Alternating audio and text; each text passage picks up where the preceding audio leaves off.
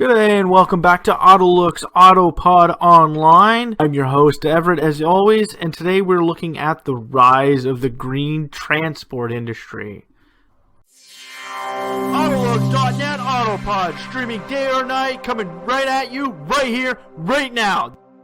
Yes, we've been hearing a lot about this through, well, basically Tesla Motors, but there are actually a few other car companies out there that are looking to basically enter into the green automotive circuit. No, yeah, we all know that there are some that are coming through from Ford, Scania, Volvo, and, well, believe it or not, Audi. Yes, Volkswagen is actually introducing Audi into the green transport technology, and as of right now, they're just looking at concepts. But today we're going to be following up and looking at basically who Tesla is going to be competing against within this field. Now, we all heard that the brand new Tesla Semi is basically going to change and revolutionize the world of automotive transportation as we know it. Really, is it going to be the number one transport to beat within this industry, or do companies like Volvo, Scania, Ford, even Audi have a chance at beating it? Yeah, well, they actually do. Just like with green automobiles, they have the best chance in the world to beat Tesla at their own game. Why? Economies of scale. They have tons and tons of money that they can pump into these projects. So if they really wanted to, they could beat Tesla. Well, not, I should say, beat them to the market, since Tesla is about to basically introduce the Tesla Semi onto the streets around us. But the other big corporations could do this if they wanted to. It could be a couple years away, and as we're seeing from Volkswagen fighting Tesla now, it could be in the near future. But what we're getting down to is the major fight between three major up-and-coming transport companies. Now, everybody has actually heard of Tesla and their Semi. Why? Because Elon Musk loves to push his product onto people. He is great at doing this. That's the reason why Tesla has become such a global player within the green industry, is because he is a face and a voice for a corporation. He knows how to get his products out there to everybody and make sure that they know about his products. That's why he was such a great corporate executive for this corporation. Now, it's sad to say that he's been removed from his position, but hey, be the face of Tesla. And in my books, he is still the face of Tesla and the guy that's going to make this corporation take on the world. He's going to be the one that says to Volkswagen, no, your ID products are not going to beat my Tesla products. Your EQ products from Mercedes are not going to beat my products. Why? Because that's what Tesla was here first. We're not going to be bullied around by the big corporations. No. And the two other competitors to Tesla within the transport ring are saying this as well. Now, two of them haven't really been heard of. One of them actually has a little bit more to stand on. Now, the funny thing is that the secondary corporation that is fighting Tesla on becoming the number one green transportation corporation within the world takes another part from that once great man. What was his first name? Well, his last name was Tesla, and his first name was Nikola. Yes, we're talking about Nikola Tesla and the Nikola Corporation, which is building electric utility vehicles, side-by-side quads right now, and they're going to be pushing their Nikola 1, their Nikola 2, and a brand new product, the Nikola TRE transport. Yes, they're going to be pushing this product out into the world. But what makes them different than Tesla? Well, Tesla is just about battery technology. Nikola is about hydrogen technology. That corporation actually has a different leg to stand on when competing against the Tesla. Why? Because hydrogen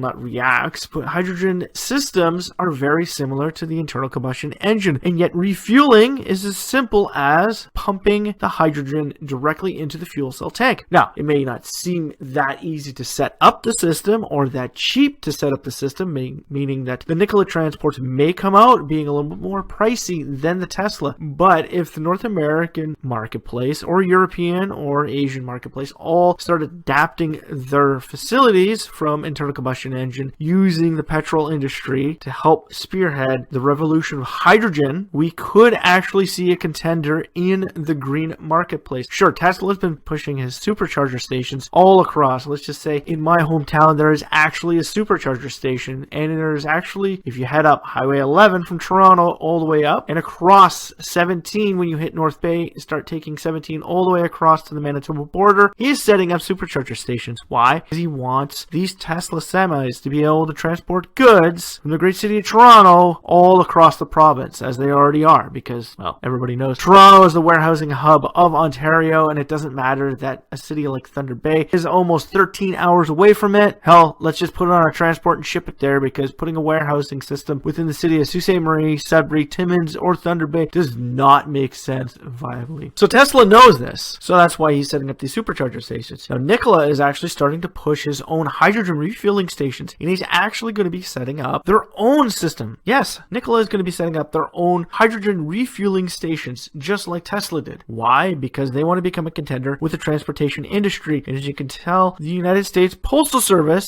is already signing up to become one of the main contenders for the Nikola transports, utilizing their Nikola 1 and Nikola 2 transports for shipments of their product. Now we all know big corporations, for instance like Walmart, and that have been signing up with Tesla and their electric truck, knowing that they already have a supercharger station. But with Nikola around, now Tesla's got a little bit more to be wary of. Why? Because Nikola has actually had an extra year of working on their product over Tesla. Their product is near ready to reach the marketplace. And as we all know, Tesla is great at pushing its products, but unfortunately, when it comes to building their products, they're not good. We're not talking about quality. We're talking about actually releasing their products on time, on the right date. Now, we all know the Model 3, the Model X, and the Model S were all off their due date. Now, the Model 3 came in a little bit better than the Model X did, but it's still having issues. Plus, they didn't realize how much capacity they had to build these things. Well, if they couldn't figure that out for the past 3 models, what's it say about their brand new Tesla Semi? Was it really going to be a contender for transportation domination? Or is it just going to be another step in Tesla's foray into the transportation market? Is it really going to be a major contender? As we've already seen, companies like Audi with the e-tron, Mercedes with the EQ, Volkswagen with the ID, and Chevrolet with the Volt and Bolt industry, they're actually becoming major contenders for the Tesla products. That said, if somebody like Ford with their cargo trucks, or Scania, or even Iveco wanted to get into the transportation industry of green transportation, they could do it. And they could take on Tesla and say, hey, we want to do it our way.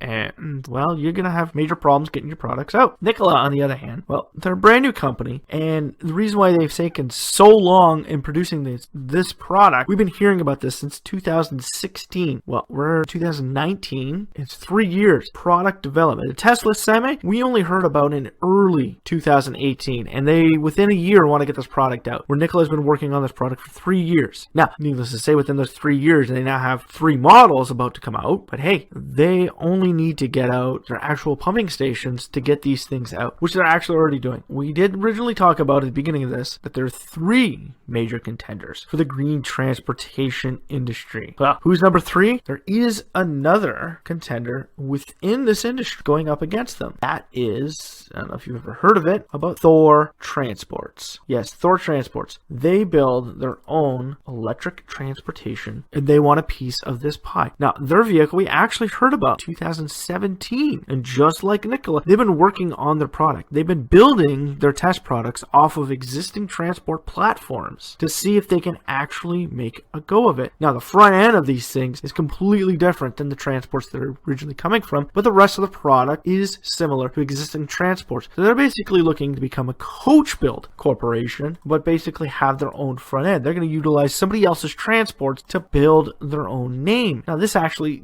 does work in their favor, because now all they need is just a plug-in system, which Tesla is already paying to put out there. Porsche is already paying to put out there. There's so many companies paying to put out these brand new supercharger stations that Thor, all they're going to do is make sure that they can utilize those systems plugins for their own transport. If you can utilize those transport plugins, hell, you can coach build your way into a marketplace which has 2 major players already in it. 1, a hydrogen transport that's been working on it for many years. And 2, the Tesla, the main electric truck. Now, we have to take a look at what these things actually look like. Now, if you've actually gone online and taken a look at what the Nikola 1, the Nikola 2, the Nikola, TRE, and the Tesla Semi, and the Thor trucks, you could see it all on AutoLooks transports.net. Just take a drive over to the corporate websites page, scroll down to find the transports page, and you'll find yourself on, well, basically it's alphabetical order. Just look for N and the T portion of that page, and you'll basically find your link to the Nikola transport page, the Thor transport page, and Tesla's main corporate page, which you can find a link to their transport. Now, taking a look at these things, really, what do transports mean to a marketplace? Well, they mean big, they mean power, they mean, well, they get business done, right? Well, if you're taking a look at these things, you're taking a look at the front end of, let's just say right now, the Nikola 2. Compare it to the Tesla Semi. Now, Tesla has built himself on a green automotive base, right? Green cars don't need front grille. Why? Because you don't need to bring cold air within the front of the vehicle to cool off an internal combustion engine, right? Well, okay, now you don't have a front grille. But consider the fact that a radiator, which has now spawned into a grille for a car, has been around since the dawn of the automobile industry. Now Tesla wants to change that. Take a look over at Thor. Thor, oh yeah, we're an electric car transport company, right? Well, take a look at the front end. They have this massive steel-plated grille. Now, sure, this thing is just there for decoration and for cooling of the battery pack. Tesla, on the other hand, uses tiny little air dams at the bottom as its cooling system for the battery pack. But a giant grille would actually make this thing look more like a transport and less like a piece of space-age material from the year 2100. This is something you expect to see cruising around the streets of a futuristic world, not 2020. We're all going to have to make changes. We all know that vehicles are now starting to go through a bit of a design change, something that hasn't been seen for nearly 3 decades. The late 80s and early 90s was the last major evolution of the automobile. And Tesla's kind of making that with the brand new transport, their cars, and the Model X. They're trying to change the way we look at the front end of a vehicle. They're trying to make us see that you don't need a front grille. But unfortunately, transport truck drivers still see their big rigs as something they want to polish up and make look good. I don't know about you, but I don't see a big rig convoy or a big rig rodeo with a bunch of Tesla semis cruising around, because it's just a hunk of sheet metal. Sure, you could polish it. Sure, you could paint pictures on it, but it's just a hunk of sheet metal. Now, take a look at the Nikola. You get that black fake grille. Doesn't mean nothing, right? They get a bunch of cool air ports for the fuel cell system. That's about it. They got this massive grille on the front end that doesn't mean anything. But why did they put it there? Because they know people's interpretation of a transport still breathes with them a front grille. So Nikola says, hey, we're going to put something on the front end. Sure, it's going to cost a bit more. Sure, we're going to need more stamping machines, but let's make this thing look like a realistic transport from today with a few features from the future. We'll slowly evolve our transports into it. Now, Tesla already has the fact that their vehicles are already starting to look like this weird space-age bubble thing. Nikola doesn't have that, because the only thing they have going for them right now is their electric utility vehicles. They're side-by-side electric quads, right? So they need to make their transport look like a transport. The funny thing is that their transport actually does look like a transport. I don't know about you, but that Nikola 2, I'd use one of those in my yard. The Nikola TRE, that actually looks like the evolution of the brand new Volvo transports. It is what you would come to expect from a transport. Sure, it doesn't actually have a functioning grille on the front end. It just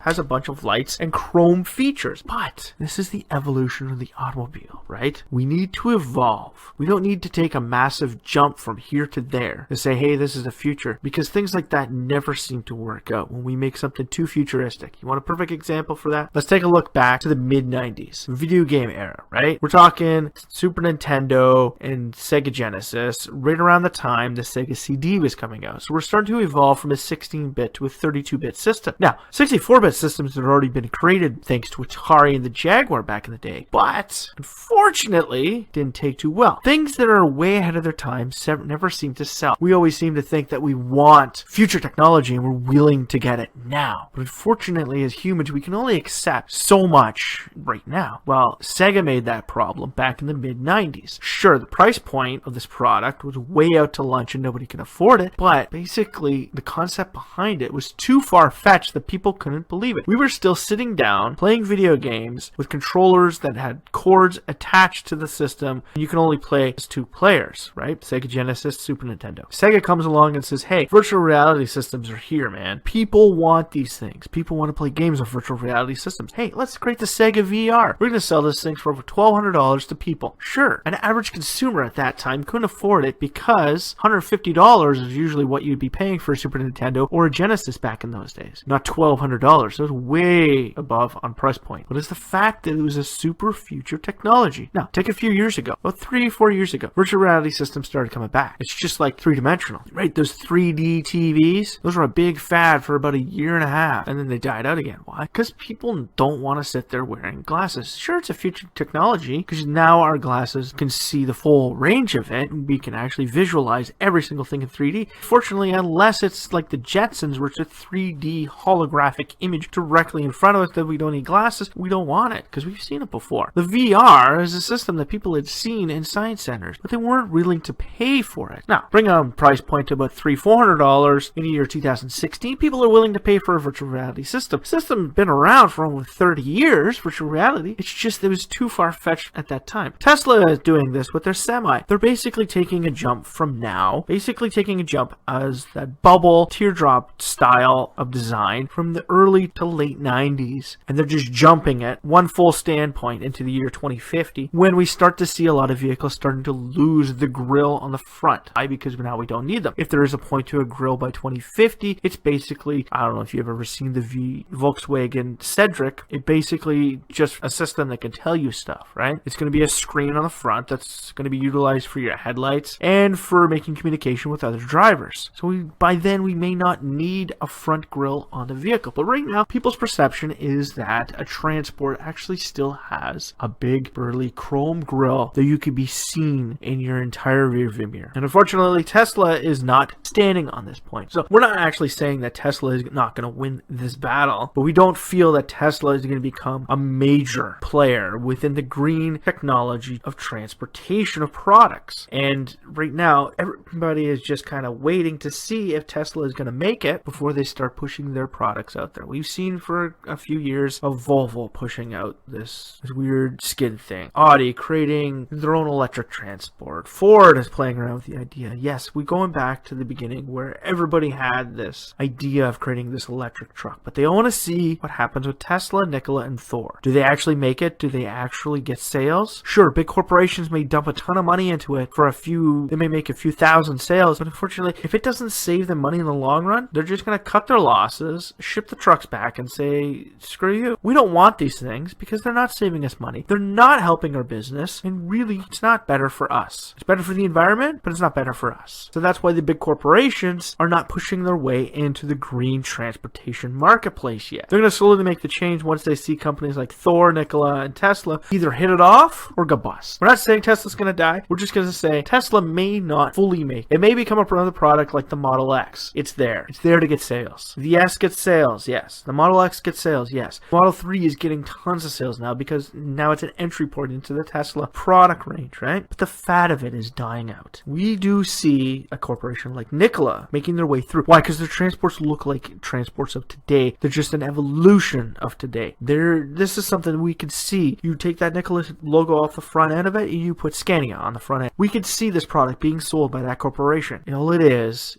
basically putting a fuel cell stack where the internal combustion engine was, making this a green truck. And we all hope that Nikola will actually be able to get their hydrogen powered systems out into the marketplace, because we've been seeing since the mid-90s, we've been hoping for the fuel cell system to actually break through and start becoming commercially viable. We have seen it in my home country of Canada. We actually have seen it with Ballard buses in Vancouver. They have had fuel cell buses running there since the 80s, not off of electrical systems from above, but fuel cell stack systems. Mercedes has worked with them, and they've tried it. They have been working with fuel cell systems for years. Same with BMW. We've witnessed and followed this corporations and this technology grow, and we're just hoping that the fuel cell marketplace will actually expand and evolve. And we believe that the transportation industry is one of those main places where you can help this technology become commercially viable for production vehicles. Electricity is great, but you still have to remember where electricity comes from. A large portion still within North America and in Asia comes from fossil fuels. European marketplace is a little different, but with that said, we're not saying that we're big promoters of green or we're big promoters of fuel cell. We believe in both technologies and we want to see both succeed, but that's what we're saying. We want to see both succeed. And with these transportations, we believe that maybe Nikola may have a better leg to stand on because they're a new corporation and they've spent years going over just this product line. They're focusing on just this one product. Where a company like Tesla has to focus on their core industry of the automobiles with their brand new Roadster coming out and their new truck that they want to produce. Along with this, a transport. It's a completely different product, completely different marketplace than your automobile. So it's a completely different division. You need to separate two for Tesla to succeed. And unfortunately, it seems like they want to focus on every single segment altogether as a corporation. Thor, on the other hand, has a massive leg to stand on because they're utilizing the coach build technology. They're using somebody else's product and enhancing it with their own, and then changing up the front end to make it look like their own product, right? We've seen that many a times with many different corporations within the coach build. Go back to AutoLooks.net. You can go back to our corporate websites tab, go down and check out some of the coach build ones. You'll find out very quickly what vehicles are being used to build these products. With that all said, we believe that the green transportation industry is now upon us, and within the next 3 years, so by 2023, 2022, we're going to see transportation of goods being moved by either electric or fuel cell or a combination of both within transports. Yes, big corporations like Walmart, Amazon, FedEx, US Postal Service are all going to start utilizing these things first. And if we've learned anything from UPS and FedEx with the delivery runabouts, the usage of the Arrival van now, and DHL now switching over to green vans as well. From Iveco, we all know that the green transportation industry is now upon us. We just want to see who's going to win the major battle and who's going to die. We're not placing our bets on either one of these corporations, but we just hope one may stand out above the other. This is Everett from AutoLooks. Keep following our feeds and checking back with us at AutoLooks.net on Facebook, Twitter, Instagram, Google+, and hell, even our AutoPod on YouTube. This is Everett signing off from AutoLooks.net. Strap yourself in for this one fun, wild ride from AutoLooks.net.